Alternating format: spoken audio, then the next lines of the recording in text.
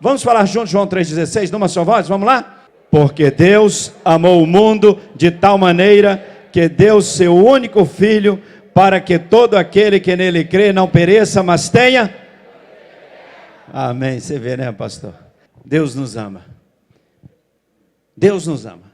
A Bíblia tem muita coisa linda, mas a mensagem bíblica é uma só tem uma mensagem na Bíblia. Em toda ela, todas as histórias, todas as narrativas, só tem uma mensagem: Deus nos ama. A Bíblia é o tempo todo Deus buscando se revelar o quanto Ele nos ama. Presta atenção numa coisa: Deus criou todas as coisas. Deus criou os céus, criou a terra, Deus criou tudo na natureza e criou o ser humano, criou você, criou a nossa espécie, a espécie humana, dotada de inteligência, de sabedoria, de capacidade de decidir e de capacidade de se relacionar com Ele, de interagir com Ele, de ter comunhão com Ele e de viver na presença dEle. O ser humano, ele foi criado para estar se relacionando com Deus, para glorificar a Deus. Foi criado à imagem e semelhança de Deus. Quando Deus arquitetou esse projeto chamado ser humano, ele foi projetado para se relacionar com Deus. Ele foi projetado para um objetivo específico da sua existência: ter comunhão com seu Criador. E esse ser humano foi criado nessa perspectiva, na qual ele só se realiza plenamente tendo relacionamento, tendo comunhão com seu Criador, com Deus. O ser humano, ele tem algo na sua criação, na sua alma, que ele só encontra a plenitude de vida em Deus. O ser humano afastado de Deus é problema. O ser humano afastado de Deus, ele está fora do seu habitat natural. O anormal é o ser humano afastado de Deus, porque o normal seria ele tendo comunhão com Deus, porque este foi o objetivo para o qual Deus o criou. O ser humano afastado de Deus, ele é medroso, inseguro, cheio de fobias, cheio de insegurança, de ódio. O ser humano, ele é perigosíssimo. É só olhar como anda o planeta Terra.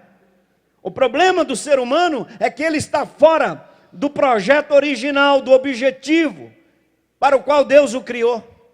O ser humano se afastou de Deus. O ser humano é como um peixinho. Se tirá-lo de dentro d'água, ele morre. O ser humano foi criado para viver na presença de Deus, para ter comunhão com Deus. O ser humano, quando se afastou de Deus, ele morreu. Ele perdeu a razão da sua existência. Ele não vai encontrar plenitude de vida em outro lugar, ainda que ele tente. E o ser humano vem tentando sucesso, riquezas, e ele vai tentando prestígio, poder, glória, e tentando conquistar, e vai estudando, e vai tentando, e é com entretenimento e com tanta coisa, e ele não consegue se realizar plenamente, porque a realização plena do ser humano só é possível em Deus, conectado com Deus, se relacionando com Deus, tendo comunhão com Deus, porque nós fomos criados para isso. Eu e você fomos criados para isso. A alma tem sede de Deus. O ser humano, ele pode conquistar tudo, tentar saciar a sua alma com entretenimento, com dinheiro, com prestígio, com glória, com tantas coisas que pode se conquistar com a vida. Mas isso não sacia a alma. Como diz o salmista, a alma tem sede de Deus. Somente em Deus a nossa alma encontra alimento, plenitude, satisfação e a razão de viver. Só em Deus. Temos que entender isso.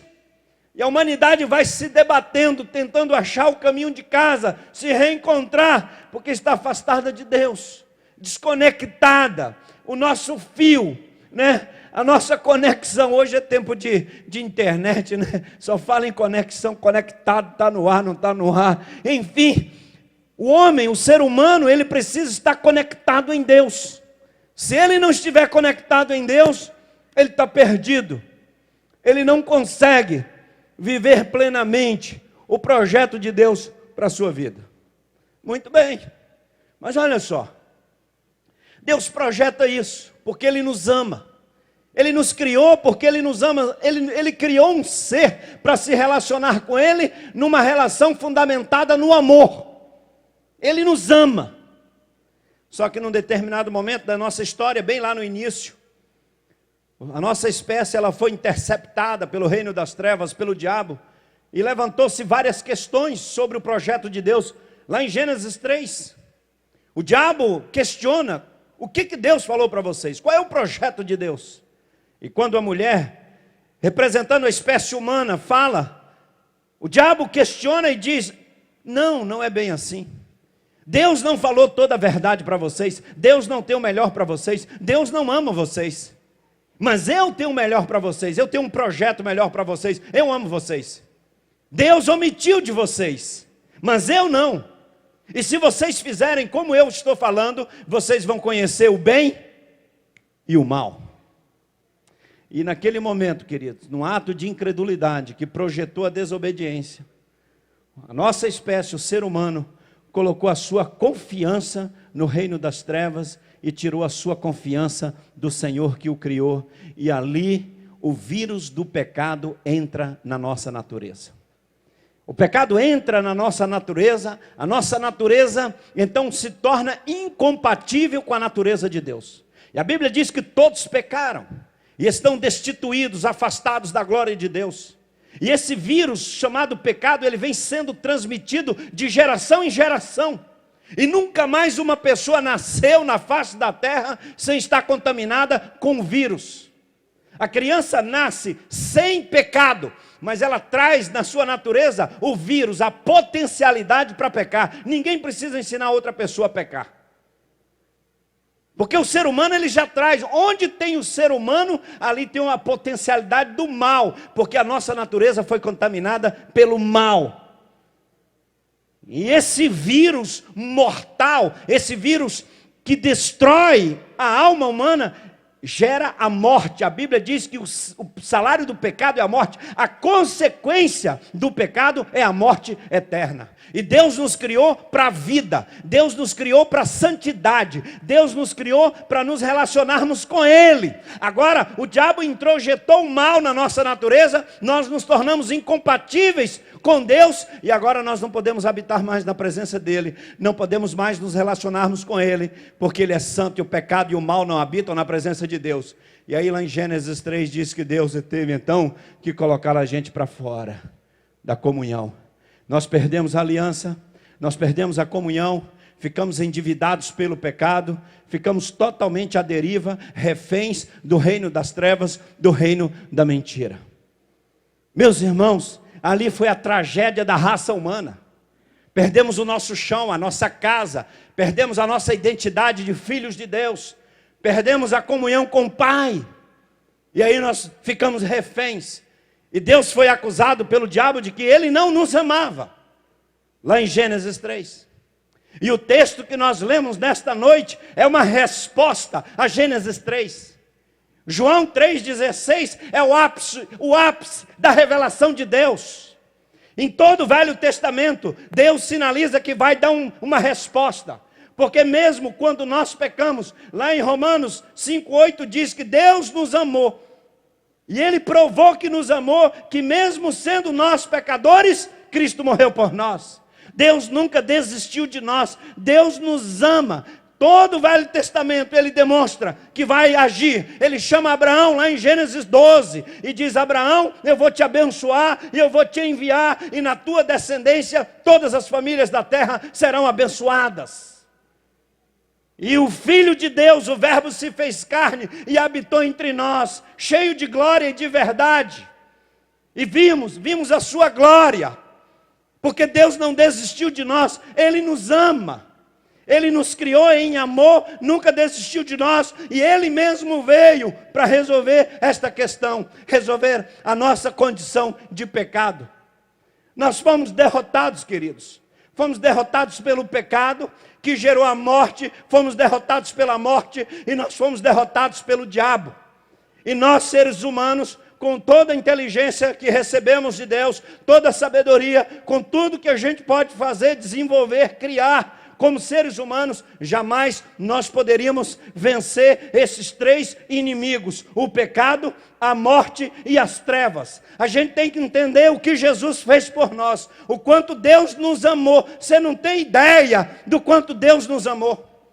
Essa resposta que ele dá a Gênesis 3, a acusação de que ele não tinha o melhor para nós. E ele responde ao reino das trevas, ele mesmo vindo. O seu filho veio porque ele nos ama. E ele não nos deixou à deriva, ele não nos deixou entregues ao reino das trevas. Ele veio porque ele nos ama, ele ama você. E ele foi para a cruz. E por que ele foi na cruz? Você sabe por que ele foi na cruz? Porque na cruz ele tinha uma batalha. Na cruz ele tinha uma grande batalha, uma grande peleja. E ele ia na cruz pelejar, lutar, batalhar por mim e por você, para vencer os 3 inimigos invencíveis. E na cruz ele venceu o pecado e nos deu vitória sobre o pecado. Na cruz ele venceu a morte e nos deu vitória sobre a morte. Na cruz ele venceu o diabo e nos deu a vitória sobre o pecado, sobre a morte, sobre as trevas, e nos fez mais do que vencedores. Aleluia! Você ama Jesus? Pode amar mais. Você ama Jesus? Ame mais. Os irmãos não têm ideia, nós não temos ideia do quanto Jesus lutou por nós. Estávamos derrotados. Nós somos mais do que vencedores, porque os 3 inimigos invencíveis foram vencidos e Jesus nos deu a vitória sobre eles. E hoje o pecado não tem domínio sobre nós, a morte também não, e nem o diabo, porque nós fomos comprados, pagos, e o sangue de Jesus nos purifica de todo o pecado, e o seu Espírito habita em nós, e testifica com o nosso Espírito que nós somos filhos de Deus, com o nome escrito no livro da vida, co-herdeiros com Cristo, e o diabo não tem autoridade sobre nós, porque quer vivamos, quer morramos, somos de Jesus, aleluia! Ele ama você. Ele nos ama. Lá em Gênesis 3, nós fomos derrotados, mas na cruz Ele nos deu a vitória. Em Gênesis 3, nós perdemos a aliança. Na cruz, Ele restaura a nova aliança no seu sangue. Em Gênesis 3, nós ficamos endividados com a culpa do pecado. Na cruz, Ele crava todo escrito de dívida que era contra nós. Em Gênesis 3, nós ficamos reféns, escravos do reino da mentira, do reino das trevas. Na cruz, Ele nos liberta, Ele nos restaura, Ele nos traz para perto. Em Gênesis 3, nós ficamos cheios da culpa do pecado, contaminados, impuros, sem agora poder nos aproximar de Deus. Mas na cruz, Ele derrama o seu sangue, e o sangue de Jesus nos purifica de todo o pecado, nos justifica, e nós agora podemos chegar na presença do Pai, justificados por Cristo Jesus, seu Filho, o Cordeiro de Deus, e nós podemos entrar no Santo dos Santos e restaurar a comunhão que nós tínhamos com Ele lá no início, porque o Filho abriu um novo caminho, um caminho novo e vivo. Ele é o caminho, Ele é a verdade, Ele é a vida, Ele nos ama, Ele nos ama, Ele nos ama. O diabo não gosta de ouvir isso. Ele quer mostrar para todo mundo que Deus não nos ama, mas Ele nos ama e nunca desistiu de nós. Deus nunca desistiu de você, meu irmão. Não importa o que você está vivendo, Deus ama você. Não é porque você é bonzinho, não. É porque Ele ama você. Todas as pessoas podem desistir de você. Até a sua família. Até a sua mãe pode desistir de você. Deus não desiste de você, porque Ele te ama. Ele nunca vai desistir. Ele deu a vida por você. Morreu na cruz. E Ele quer abençoar você. Você foi criado para ter comunhão com Deus. O projeto de Deus não é nascermos para vivermos a rotina da sobrevivência, é vivermos para a glória dEle. Preste atenção que eu quero destacar isso aqui.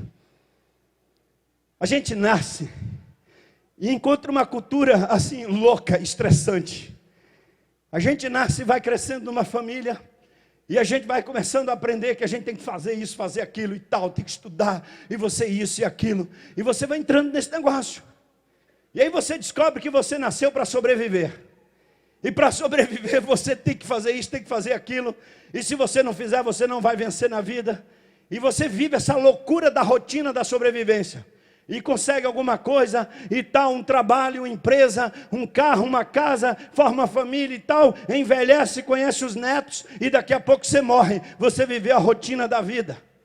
Mas olha, Deus não nos criou para viver só a rotina da vida. Deus nos criou para o louvor da sua glória. A razão da nossa existência não é vencer na vida, na rotina da vida. A razão da nossa existência é viver para a glória de Deus. É viver esse projeto de Deus, que Ele não nos chamou para praticar uma religião. Deus nos chamou para ter intimidade com Ele, para ter relacionamento com Ele. Olha que coisa linda. No Velho Testamento, o templo era de tijolos, era de pedra. Foi construído lá no reino de Salomão, filho de Davi, do rei Davi. E o templo era lindo, tinha um lugar santo, o lugar do santo dos santos. E o templo era a manifestação de quê? Da presença de Deus, da glória de Deus. O templo, você que conhece o Velho Testamento, tinha um significado extraordinário para o povo de Deus. E ali era lugar da presença real do Senhor Deus Todo-Poderoso. Só que agora, na nova aliança, quem é o templo? Quem? Diga-se, eu sou o templo. Amém? E o Espírito Santo habita em você, meu irmão. Você tem ideia do que significa isso?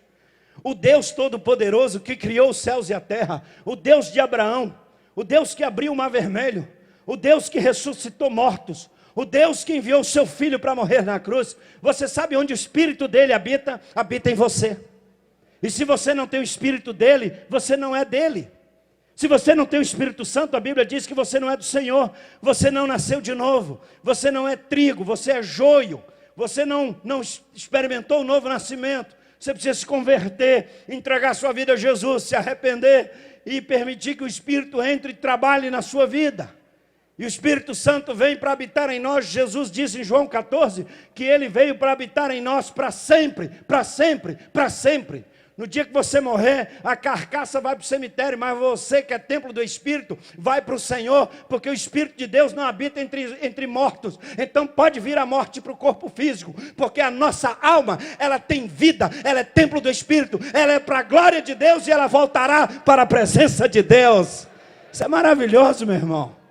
Você acordar amanhã, segunda-feira, e notícias, sempre tem notícias ruins na televisão, tanta notícia ruim, não importa o que vem, é importante é o seguinte, amanhã cedo, antes de você acordar, Deus já te abençoou, porque a Bíblia diz que a misericórdia do Senhor se renova nas nossas vidas, todas as manhãs. Amanhã quando você abrir o olho, você já pode dizer obrigado, Senhor, porque o Senhor já te abençoou com a sua misericórdia, e você é templo do Espírito de Deus, Ele habita em você, e se Deus habita em você, a sua vida como templo, é lugar da presença de Deus, lugar da glória de Deus, lugar da revelação da glória de Deus. E você pode dizer para as pessoas, você quer conhecer Deus? Olha para a minha vida. Você quer conhecer a glória de Deus? Olha para a minha vida. Você quer saber como é que é relacionamento com Deus? Olha para a minha vida, porque a minha vida é templo do Espírito do Deus Todo-Poderoso, e tanto faz viver como morrer, eu sou dele. O que eu penso, o que eu falo, os meus projetos estão todos relacionados com o Espírito de Deus, e eu não cultuo a Deus eventualmente quando vou lá no templo.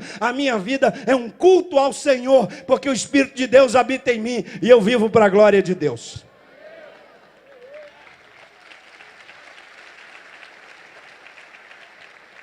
Você entende isso, que a sua vida é um culto ao Senhor? E que a nossa cultura latina é assim, eu vou lá na igreja para adorar a Deus, e isso é bom, estarmos juntos aqui celebrando ao Senhor, com alegria, vibrando, glória a Deus.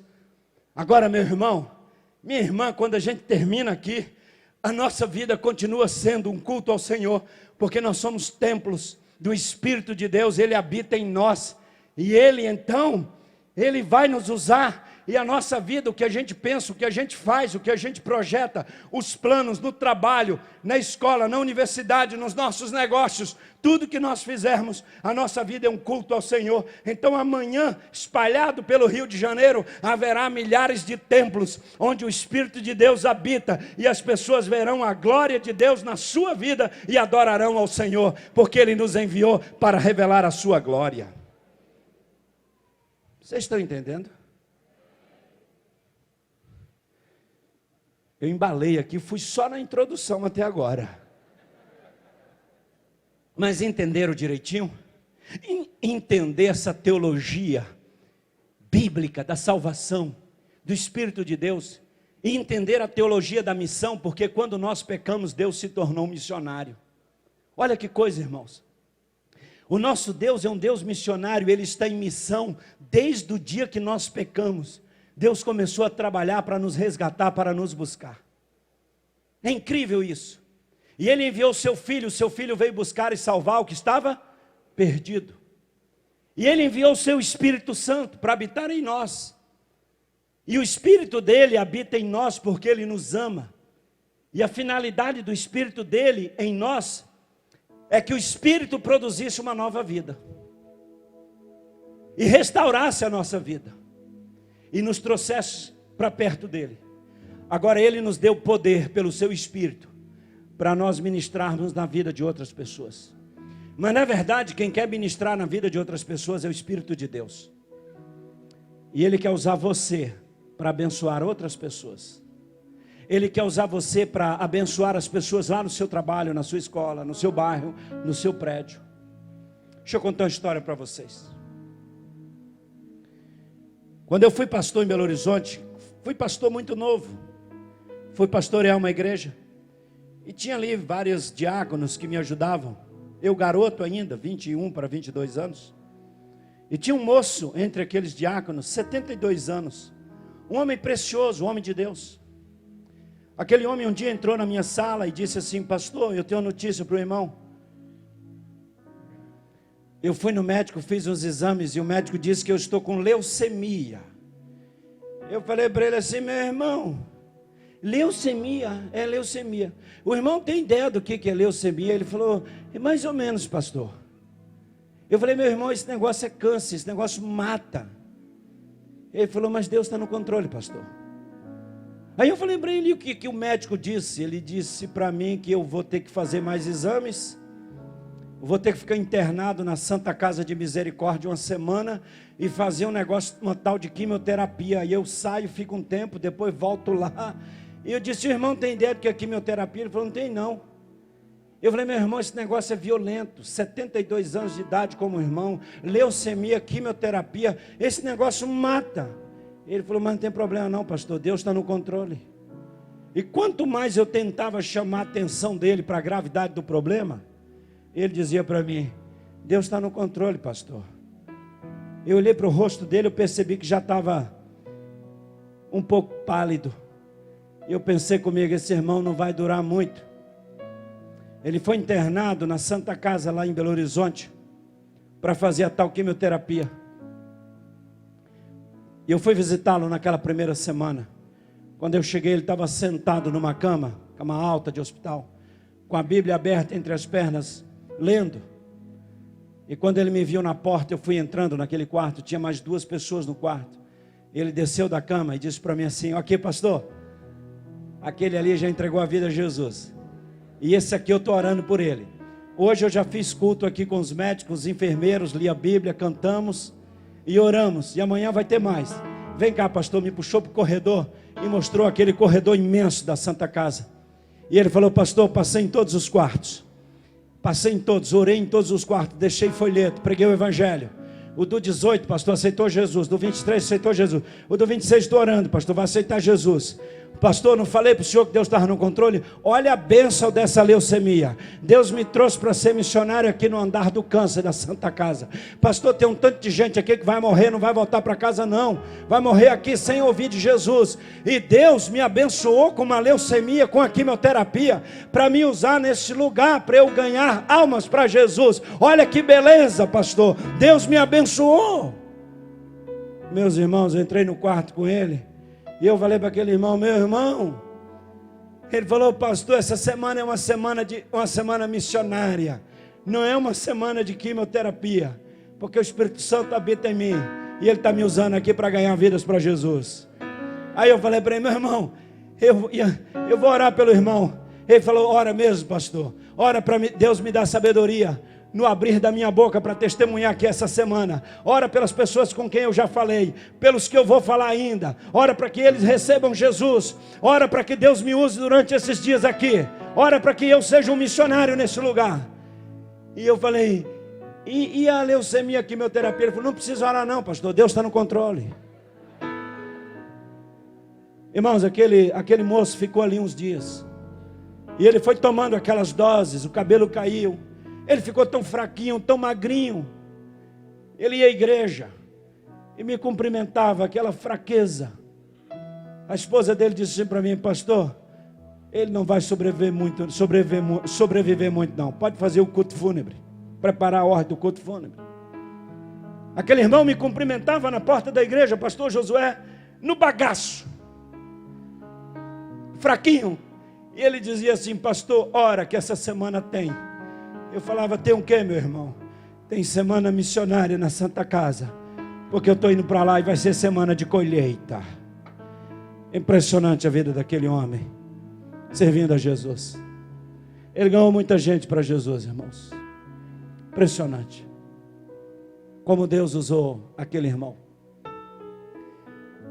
O couro e o osso, com a veia cheia de leucemia e quimioterapia, mas com uma alma cheia do Espírito Santo de Deus, uma vida cheia do Espírito, que as intempéries da vida não toca, não tira a alegria, porque a alegria do Espírito não tira a plenitude de vida, porque nem a morte, nem a vida, nem potestades, nem mal nenhum, nem a doença, nem o futuro, nem nada pode nos separar do amor de Deus que está em Cristo Jesus.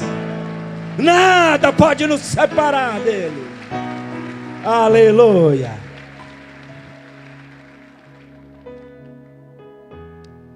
Oh, meus irmãos, como é maravilhoso seguir a Jesus.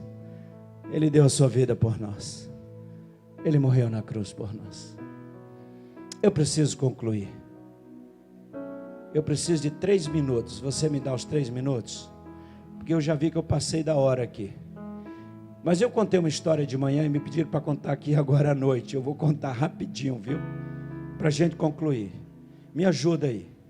Fica firme comigo aqui. Eu nasci no interior da Bahia, nasci na roça. Tem alguém que nasceu na roça aqui além de mim? Glória a Deus, oh maravilha. A maioria aqui é da cidade. Eu nasci na roça. Meu pai tinha uma fazenda, criava gado, tinha leite, tinha plantações, milho, feijão e tal. E minha mãe falava para o meu pai assim: a gente precisa vender isso aqui e ir para a cidade, para os meninos estudarem. E de tanto ela falar, a gente foi para a cidade. E lá na cidade, meu pai perdeu tudo. Ele não sabia trabalhar na cidade. Perdeu tudo. Nós tínhamos uma vida boa, equilibrada. Mas papai perdeu tudo. E ficou só com a família, com os filhos, a mulher, 6 filhos, a esposa, e sem nada. Foi trabalhar, arrumou um emprego para ganhar muito pouquinho. E nós éramos religiosos, mas não conhecíamos Jesus, nem a palavra de Deus, não conhecíamos a Bíblia. Éramos católicos, não praticantes. Tínhamos uma fé cega. E meu pai começou a beber, se embriagar. E brigar com a minha mãe, colocar a culpa nela de que tudo estava ruim, porque a gente saiu da fazenda, da roça e veio para a cidade. Irmãos, a minha mãe sofria muito. E meu pai, eu tinha lá para 8, 9 anos de idade. Chorei muito, vinha da escola. E eu já imaginava: o papai vai chegar bêbado em casa e vai fazer arruaças. Papai ficava bêbado, pastor Josué, na porta lá de casa, xingando os crentes que passavam na nossa frente, lá na nossa casa. A gente morava na rua da Igreja Batista, era triste para nós. Um dia minha mãe sofreu tanto que ela se ajoelhou do lado de um fogão de lenha lá em casa. A minha mãe estava sofrendo tanto que ela levantou a mão assim para o céu, chorando, e disse: Deus, me mata. Eu não aguento viver mais não, me mata. Eu não aguento mais sofrer. Aí eu vi aquilo, eu criança, corri lá, me ajoelhei do lado da mamãe e falei assim: Deus, não mata a mamãe não, Deus. Ô mamãe, não morre não. Quem vai cuidar da gente? E eu ficava preocupado. Minha mãe sofreu muito. Mas na nossa rua morava uma senhora chamada Dona Fia. Dona Fia. Eu não lembro o nome dela não, só apelido, Dona Fia. Ela era baixinha, cabelinho branco, velhinha, acho que tinha mais de 80 anos. E ela ia para a igreja batista. Ela andava assim, devagarzinho. O pessoal dizia que ela saía 4 horas da tarde de casa para chegar às 7 da noite na igreja. Aquela velhinha, o pessoal dizia que ela tinha um vestido só. Mulher simples. Aquela velhinha passava na porta lá de casa e ela fazia um negócio, ela parava na frente das casas das pessoas e orava. Um dia eu vi a dona Fia parou na frente lá de casa e orou. Outro dia a mamãe estava na porta lá de casa e a dona Fia parou e ensinou o Salmo 23:1. O Senhor é meu pastor e nada me faltará. Ensinou para minha mãe. A mamãe começou a repetir aquilo lá em casa. Eu perguntei para ela: mamãe, onde você aprendeu isso? Ela falou: dona Fia me ensinou e disse que isso é palavra de Jesus e que a palavra de Jesus é boa para a gente. Outro dia ela passou e ensinou João 3,16, esse texto que a gente leu aqui. Porque Deus amou o mundo. E mamãe repetiu. E eu perguntei: mamãe, e essa veio de onde? Ela: dona Fia. Dona Fia me ensinou e disse que é boa também essa. O 23:1 e o 3,16. Mamãe falando. Outro dia a dona Fia passou lá em casa e deu uma Bíblia para a mamãe, faltando um tanto de páginas. Acho que só tinha um texto da Bíblia. Mas marcou lá no 23, Salmo 23. E mamãe, pouca leitura, 4ª série primária da roça, com muita dificuldade ela ia lendo. Esperava meu pai sair para o trabalho, juntava a gente lá e começava lendo ali. O Senhor é meu pastor e nada me faltará. Ia lendo para nós. E eu perguntei: mamãe, que livro é esse? Ele falou: foi dona Fia que deu. Diz que é a Bíblia, é a palavra de Deus e que é bom para nós. E a mamãe leu o Salmo 23 para nós. Mas meu pai ficou sabendo, deu fim naquela Bíblia e disse que lá em casa não era lugar de Bíblia não. Encontrou a dona Fia na porta lá de casa, disse tanta coisa para ela. A dona Fia nunca mais voltou lá em casa. Aí não tinha nem a Bíblia e mais nem a dona Fia.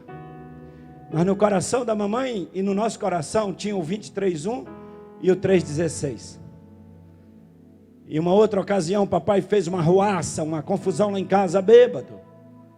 Aí eu vi que a mamãe correu lá para a beirada do fogão e se ajoelhou. E eu pensei comigo: ela vai pedir para morrer. E eu vou lá pedir, porque ela pede para morrer. E eu peço para Deus para não matar a mamãe. Porque se ela morrer, com quem vai cuidar da gente? E aí eu vi a mamãe chorando de joelhos. E ela não estava pedindo para morrer. Ela estava dizendo assim: o Senhor é o meu pastor e nada me faltará. E eu me ajoelhei com ela e também comecei a dizer: o Senhor é o meu pastor e nada me faltará. Ele é o nosso pastor e nada nos faltará. E a mamãe disse: Deus nos ama, Ele nos ama e Ele tem uma resposta para a nossa família. Irmãos, aos 14 anos,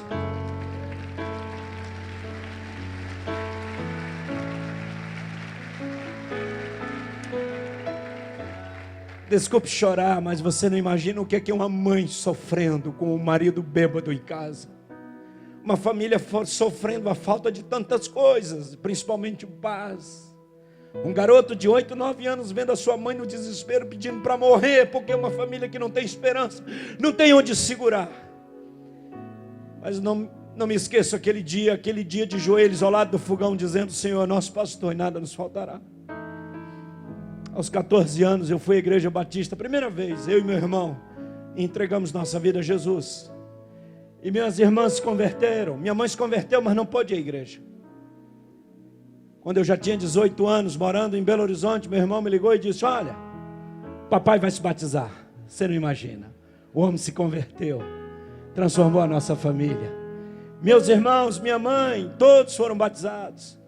Meus tios, até minha avó, 98 anos, teve 23 filhos, foi batizada. Fui pregar outro dia no sertão da Bahia, na cidade de Xique-Xique. Encontrei um tio, irmão da mamãe, diácono da igreja. Deus fez uma obra na nossa família, irmãos. Agora, sabe por que eu estou pregando aqui nessa noite? Porque na minha rua morava uma senhora, velhinha, de um vestido só, muito simples, que se deixava usar pelo Espírito Santo. E ela foi um instrumento para Deus ministrar na nossa família. Deus quer usar você para ministrar na vida de muitas pessoas nessa cidade. Deus quer usar você para abençoar. E o Espírito de Deus habita em você, porque Deus quer ministrar na vida de outras pessoas. Deus quer ministrar através de você. Deus é maravilhoso.